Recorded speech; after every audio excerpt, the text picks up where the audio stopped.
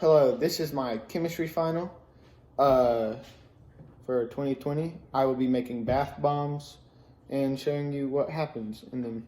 So you need 3 to 4 main ingredients. Number 1 is baking soda, just any type of baking soda. Citric acid, which is the thing that makes candy sour. Corn flour or cornstarch. Any of them really doesn't matter. Sorry, that was my phone. And then you need scent, any type. I have lemon, just oil. So what you need to do is get 70 grams of your baking soda, and 70 grams is about 5.5 tablespoons. And I have already I've already gotten all of these out into this cup right here, along with the citric acid and cornstarch as well. Corn flour, my bad. So what you do is then, after getting 70 grams or 5.5 tablespoons of this, you get 20 grams, which is about 1.5 tablespoons or 2/3, close to there. And then you just get 1/3 of your flour, just a little bit, and put it in there, 1/3 tablespoon. And then what I like to do is put in a little container like so, and shake it up, make sure all the ingredients are in there. And then I like to add a little bit of the essential oil or scent, anything that makes scent will do. I like to add that, just a few drops in by hand. And then I get my little spoon to just mix around the scent and make sure it gets in there, so I don't have to shake it up again. Okay, so when you have all your ingredients made, it should be orangish, yellowish consistency, that powder, and then you just pour it into this bowl, or anything you want to use, really. Okay, I'm making a mess. Or you can use a spoon and scoop it out. I've had to do this a few times just so it doesn't get as messy. Scrape the sides.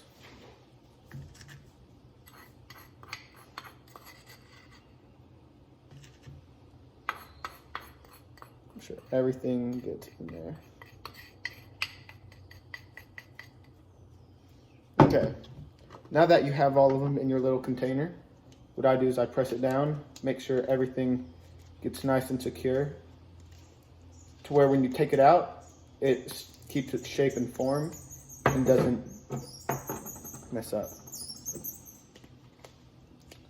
So right here, I've pressed all of them down, and then when I flip it over, I have a nice little, nice little bath bomb. So, let me set it back in the container. What I'm gonna do now is I have a bath bomb right here that I made. And then I have this bucket of water, and we are going to put this in there and see what happens.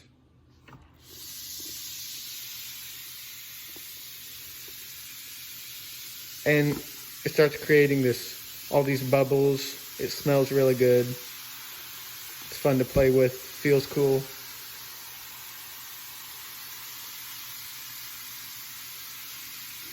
Then it should dissolve all out, and you can break it, spread the part.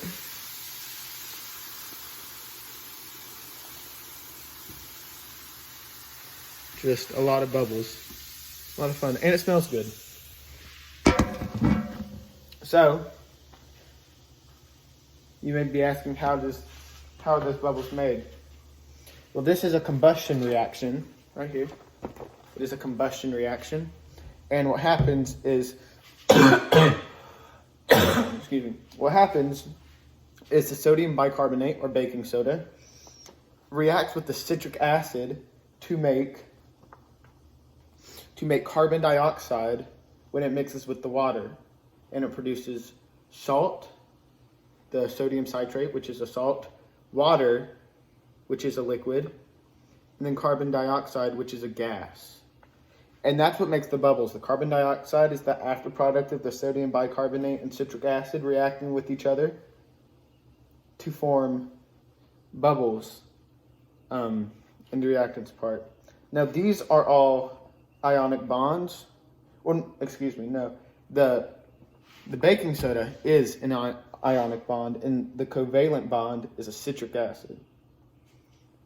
But when you get over to this side, you have two covalent bonds, the carbon dioxide in the water and the sodium citrate, which is an ionic bond.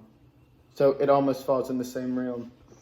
And when we flip over to the other side, I have drawn the Lewis structures for the water and the carbon dioxide, the two main after products of this experiment. So the water Lewis structure is a bent two-piece structure. It has one oxygen and two hydrogen coming off from the side with these two leftover electrons. It is bent, and the oxygen has a 3.5 and the hydrogen has a 2.1 polar bond polarity. This makes it very polar since it is a 1.4 and above. But the molecule polarity is also very polar. So not only is it the bond, but also the entire molecule is very polar. Now when we come down to carbon dioxide,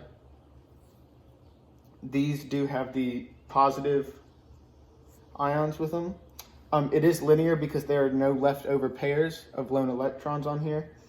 And the polarity is moderate to very polar since it is only bordering a 1 polarity. And when it's a 1, we usually go down. So it's safe to say that this is a moderately polar.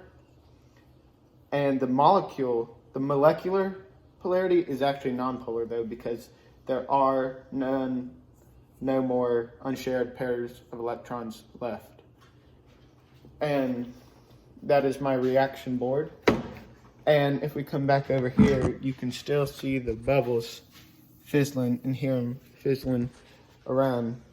And like I said before, that is the after product of the sodium bicarbonate and citric acid reacting when hitting water and making carbon dioxide gas to bubble up under the water and come out in sort of a fizz. And we also found out that you can get chalk or like a powdered food coloring and mix it in there to give it color, because food coloring more or less dyes your tub or whatever you're gonna put it in. Yeah, but that is my presentation, the bath bomb experiment and the combustion effect. Thank you.